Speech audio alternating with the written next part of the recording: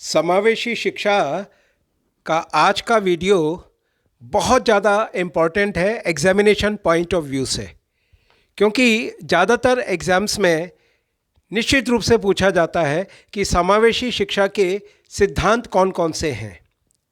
Principles of inclusive education, आइए जानते हैं। There are mainly 7 principles of inclusive education. समावेशी शिक्षा के सामान्यतः 7 सिद्धांत होते हैं। नंबर 1, वातावरण नियंत्रण का सिद्धांत, principles of environmental education, environmental control. Number 2, विशिष्ट कार्य का सिद्धांत, principle of specific work. Number 3, भेदभाव रहित शिक्षा का सिद्धांत, principle of non discriminatory education. Number 4, माता पिता के सहयोग का सिद्धांत, principle of parental cooperation. Number 5, व्यक्तिगत विभिन्नता का सिद्धांत, principle of individual differences. Number 6, लघु समाज निर्माण का सिद्धांत, principle of building small society. Last not least, number 7, शून्य अस्वीकृति का सिद्धांत, प्रिंसिपल ऑफ ज़ीरो रिजेक्शन। आइए नंबर 1 को जानते हैं कि कैसे इसको आपको डिस्क्राइब करना है। वातावरण नियंत्रण का सिद्धांत। समावेशी शिक्षा में हर तरह के बालक एक ही कक्षा में शिक्षा ग्रहण करते हैं, जैसे कि ब्लाइंड्स हो सकते हैं, पैर से दिव्यांग हो सकते हैं, हाथ से दिव्यांग हो सकते हैं, डम्ब हो सकते हैं, डीफ हो सकते हैं। इसके कारण उनमें विभिन्न तरह के वातावरण उत्पन्न होता है। वातावरण को एक ही वातावरण में ढालने का काम समावेशी शिक्षा के द्वारा किया जाता है। यहाँ पर हर प्रकार के अलग अलग प्रकार के बालकों के साथ एक ही जैसा वातावरण बनाने का कोशिश की जाती है।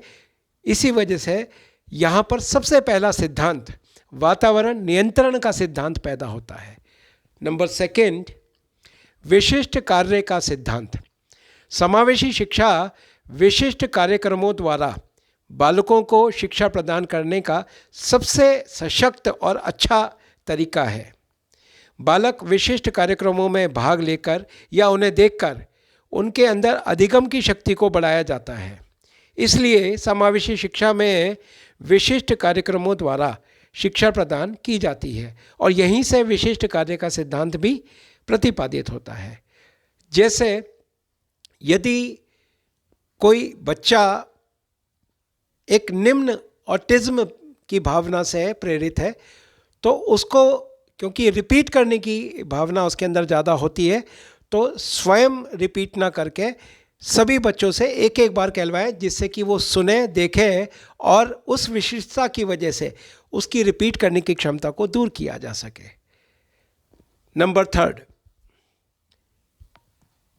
भेदभाव रहित शिक्षा का सिद्धांत, principle of non discriminatory education. समावेशी शिक्षा जहां बिना किसी भेदभाव के सामान्य तथा विशिष्ट बालकों को एक साथ शिक्षा देती है या यहाँ पर दी जाती है, जिससे उनके अंदर भेदभाव की भावना को मिटाया जाता है। समावेशी शिक्षा भेदभाव को दूर करने, छुआछूत को दूर करने का एक सबसे अच्छा उदाहरण है।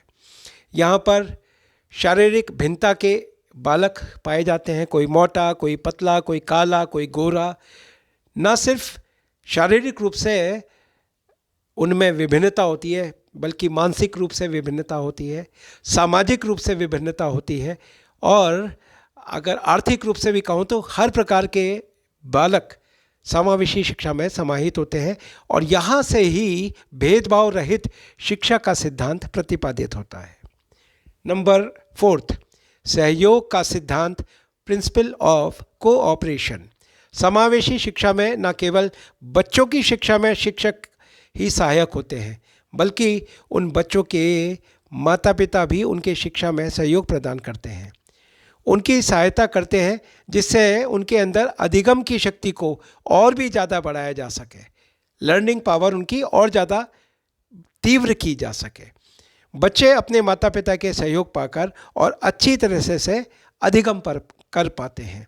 तो यहाँ पर सहयोग न सिर्फ टीचर्स का होता है, बल्कि टीचर्स के साथ साथ उनके पेरेंट्स का और समय समय पर अन्य जो पीयर ग्रुप है, उनके जो साथी हैं, उनके सहयोग का भी यहाँ पर उनको लाभ मिलता है, फ़ायदा मिलता है। यही से सहयोग का सिद्धांत डेवलप होता है। नंबर 5, व्यक्तिगत विभिन्नता का सिद्धांत, प्रिंसिपल ऑफ इंडिविजुअल डिफरेंसेस। जो बालक समावेशी शिक्षा ग्रहण करते हैं उस समय उन्हें किसी भी प्रकार की परेशानी या दिक्कत नहीं होती है। उन्हें व्यक्तिगत रूप से शिक्षा दी जाती है, उन्हें सामान्य बालकों के समान बनाया जा सकता है, इसके लिए एक वातावरण बनाया जाता है।